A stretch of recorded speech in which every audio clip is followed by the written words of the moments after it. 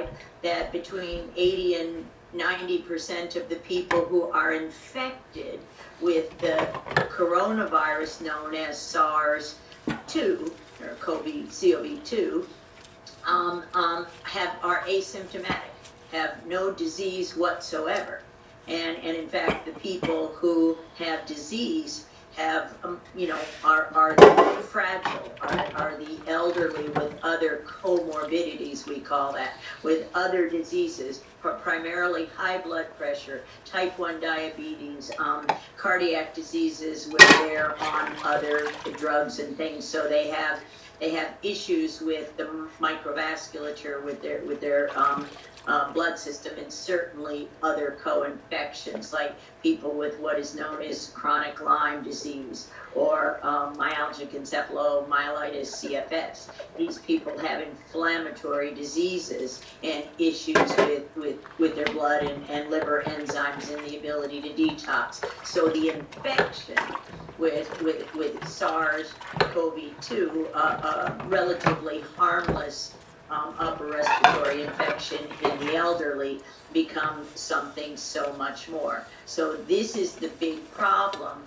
Infection does not equal disease. And death certificates, and we heard Dr. Burke say, oh, here in the United States, we're doing it liberally. No matter what somebody comes to the hospital with, if they test positive for this virus, they got this disease. If you test positive for SARS-2 you've got COVID-19. And in the scientific world, nothing could be further from the truth. In the medical, they don't go look and see if I have EBV, Epstein-Barr virus, and call it mononucleosis or Burkitt's lymphoma if I die of something else.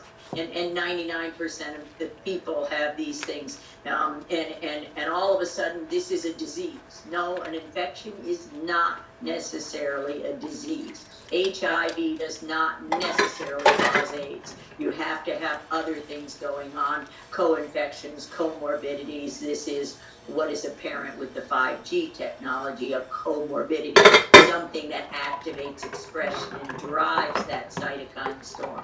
If you don't have the elevated ferritin levels and the cytokine storm from the infection, you won't have a disease. That's excellently stated. So, I mean, what does that mean to like a layman person? Basically, are they using it to make the numbers look a lot higher than they are? Aha. Yes. And Absolutely. And that's what it seems like. It doesn't seem like it's anywhere near, and Joe, I want you to talk, it doesn't seem anywhere near as bad, because I was covering the Wuhan in detail. And then I have a lot of intel that's telling me that Wuhan was bad. I mean, it's a big cover-up over there, and we believe millions of people succumbed to something over there. And whatever we're experiencing here is not the same thing as what they experience over there. And why is that? What is going on? If any of you have a theory, I would really appreciate some kind of, what the heck. Well, just to piggyback on what Dr. Judy said about if the people die of anything, they're calling it COVID-19. The best description of that is the picture of the diver, because he's in a bathing suit, but they have it at an angle so all you see is sky. So they say the skydiver that forgot his parachute died of COVID-19. It's not the fall that killed that guy, it's the sudden stop at the end. But still, it's the shell game that they're playing there, because anybody that dies in the hospital, they're most likely not doing an autopsy, they're not doing the pathology, they're not doing the follow-up for an actual cause of death. If somebody is in the last stages of life battling cancer, they're battling lung cancer for 4 years, and then they come in, well, maybe they die of pneumonia, they're going to say that's COVID-19, even though for the last 4 years their medical chart is chock full of cancer. And it's that type of skewing that's going on. And then the other part that skews the numbers for the media appropriate death rate, so that if it bleeds, it leads, that the tests aren't 100% accurate. the people aren't getting tested. There's a large part of the population, if you recall, still, 95 to 98% of the people that get COVID-19 will recover.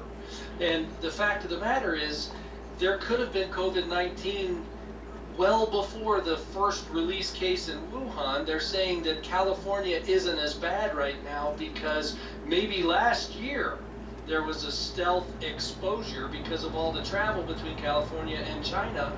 And so there's a little bit more herd mentality, or not mentality, herd immunity that is coming into play here. In the state of Colorado, I read that 75% of the beds they thought would be full by this time are not.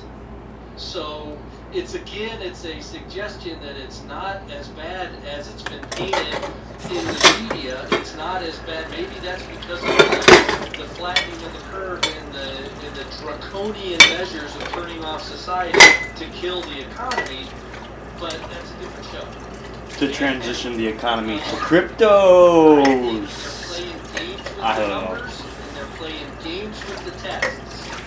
And two are skewing numbers to say this virus is a lot more lethal than maybe it really is. So the worst part of that, Joe, is that people are going to the hospital getting a diagnosis of COVID-19, being treated inappropriately, and they're being killed. Yes. No way. I have a theory on that. The ventilators, right? Are coming Correct. No way. There is an emergency room physician in New York that figured out that it's not viral pneumonia that requires ventilation. What's going on is an attack on red blood cells, and the attack on the red blood cells due to the virus is releasing the iron that's usually bound up in the heme molecule and I think it's the ferritin state, correct me if I'm wrong, but when that iron gets released, the liver tries to soak up all that iron, but it's that iron that makes its way to the lungs, and it's in the lungs that iron creates the inflammation response, which is what creates the cytokine storm. So it's mimicking pneumonia, but it's not pneumonia. And the clues that tip this ER doc off is that the bone marrow is significantly activated and the body is trying to churn out red blood cells, which are the tool that gets the oxygen from your lungs to all of your tissues. And it's the red blood cell that carries that oxygen. And if the iron is released from the red blood cell and the iron goes off to create other havoc in the lungs, the red blood cells can't carry oxygen and your body is slowly starved of that oxygen that it desperately needs to function. And that's where the problem kicks in, because the body is trying to fight that storm. And that's why this emergency room physician in New York City is saying ventilate